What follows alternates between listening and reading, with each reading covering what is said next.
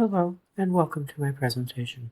This is for the GCAS MA Philosophy program and the course in Epistemology.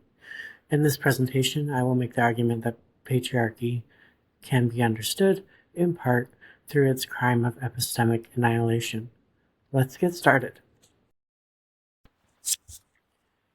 In this presentation, I will go over some literature on epistemic crisis, particularly Friedman's post-truth essay from 2023, and I will extend that argument that Friedman makes with a feminist and particularly trans-feminist lens in order to get at the root of patriarchy as an epistemic annihilator. This will take several steps, but we'll start with the post-truth paper, go over the rest of it as if we were doing a crime scene investigation, and go from there. In Jeffrey Friedman's paper titled Post-Truth and the Epistemological Crisis, Friedman makes a compelling case that there is a crisis of epistemology that has fueled the modern polarized politics and political crisis in the United States. Friedman opens the paper with, quote, "Suddenly in the present political crisis, matters of political epistemology have become nearly universal concerns," close quote. While on the balance salient, I have a problem with the framing of suddenly, as if this came out of nowhere. A closer read of the full article seems to indicate that Friedman didn't think it came out of nowhere, but rather that his use of suddenly is referring to those other than him, the people engaged in political discourse. If that is what is meant by the use of suddenly in the opening line, then I can agree with that. At the end of the opening paragraph, Friedman states, quote, "Think, most of all, of the contempt shown by people in the grip of various political ideologies for those who hold alternative ideas. Think of the rage and the fear they feel when contemplating a transfer of power to people with ideas they oppose. Each of these crises boils down to a charged disagreement about what is true. These disagreements combine to produce an escalating sense of mutual alienation, hostility, and terror." Close quote. This is an illuminating observation, and again, I find little to disagree with on this part of Friedman's argument. Where I do find disagreement is relatively minor, such as the parent definition of the left used by Friedman. What this presentation focuses on, though, is not deconstructing Friedman's argument, but showing how we can extend that argument beyond the current socio-political context of the crisis in the United States, ascendant fascism and everything to go with it, but we can extend it with a feminist and trans-feminist lens to cover how patriarchies are also an epistemic crisis. Patriarchies commit the crime of undermining women's knowledge and denying them authority based on knowledge, by denying them both authority and knowledge. Patriarchies deny women epistemology itself. Here, I use epistemology to not only encompass knowing things and how we know things, but the authority that is derived from knowing a thing.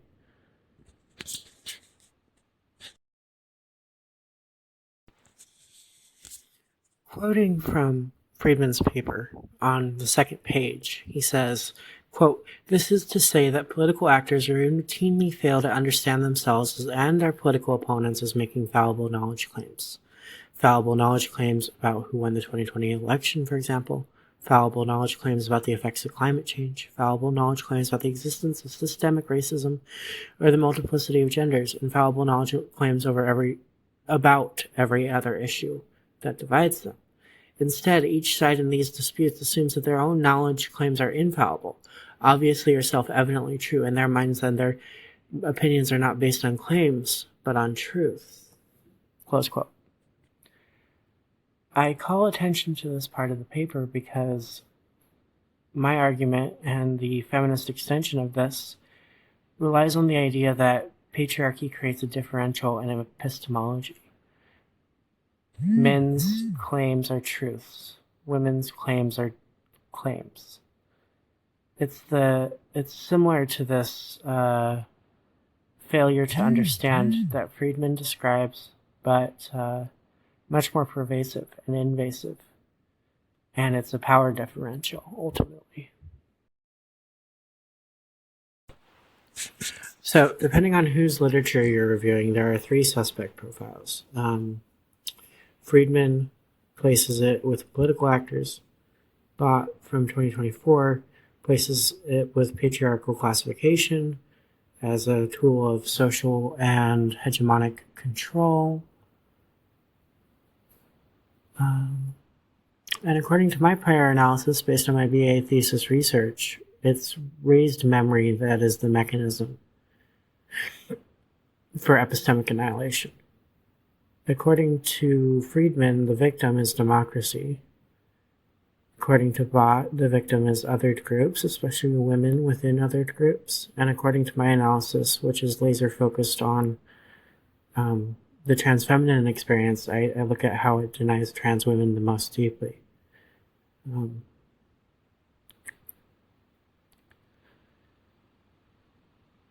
This is our suspects and victims comparison.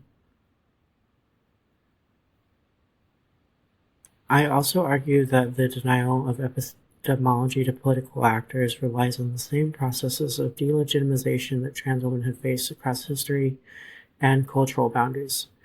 Thereby, any idea of democracy ultimately survives, thrives, or dies based on the state of the most impoverished and marginalized trans woman within that democracy.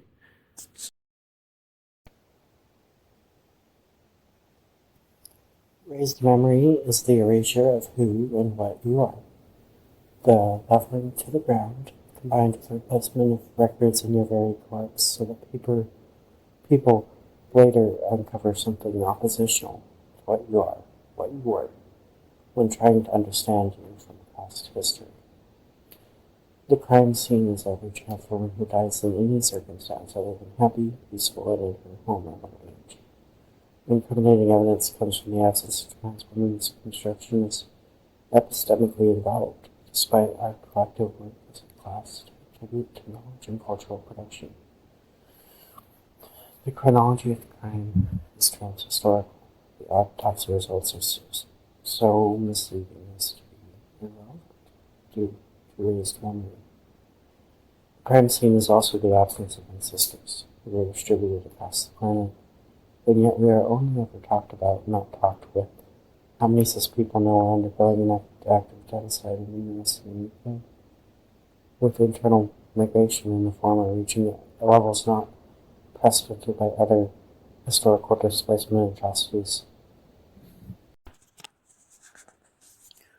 Which brings me to, well, me. As you know, I'm Artemis, but what matters is why I'm the right person to be giving you this presentation. There is no one right person to give you this presentation. We don't operate on tokenism here. However, I have the skills, the lived and practical experience, and the research training to be able to make this argument, and I'm digitally in front of you, so you are able to listen to me. The defendants in the case are liberal democracy and patriarchy. I believe that the evidence shows that both are broadly guilty of epistemicide, especially against trans women. Again, I ask, other than right now, when was the last time you listened to a trans woman speak about trans women's issues unapologetically? When was the last time you heard about a trans woman from a cis person or a non-trans femme trans person? Exactly.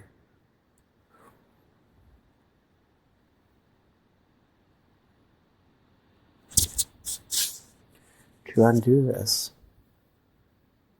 to undo the denial of political actors broadly, you must first understand that liberal democracy turns to fascism in crisis, and it is contradictory. Liberals always believe that prior radical struggles were good and necessary, but current ones are going too far and are destructive.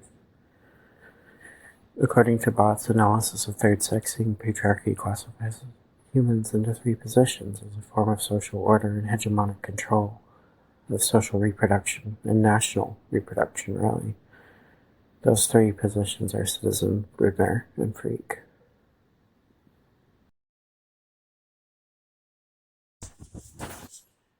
To undo the deep epistemic denial of political actors, we must also undo the deep epistemic denial of trans women.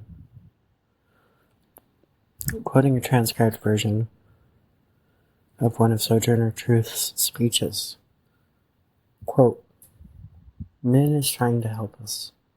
I know that all the spirit they have got, and they cannot help us much until some of the spirit is taken out of them that belongs among the women. Men have got their rights, and women has not got their rights. That is the trouble. When woman gets her rights, man will be right. How beautiful will that be? Then it will be peace on earth and goodwill to men." Close quote. Do that in enough measure, and we can, and will, undo the denial of knowledge and knowledge as authority patriarchy put on us. Do that in enough measure, and we, trans women, can save notions of democracy and equity from notions of liberalism and patriarchy. A comparison. The British colonial empire trialed and perfected its colonialism in Ireland. Patriarchy trialed and perfected its epistemic annihilation on trans women. Patriarchy enables a differential in knowledge as authority that feeds the very epistemical logical crisis that Friedman discusses.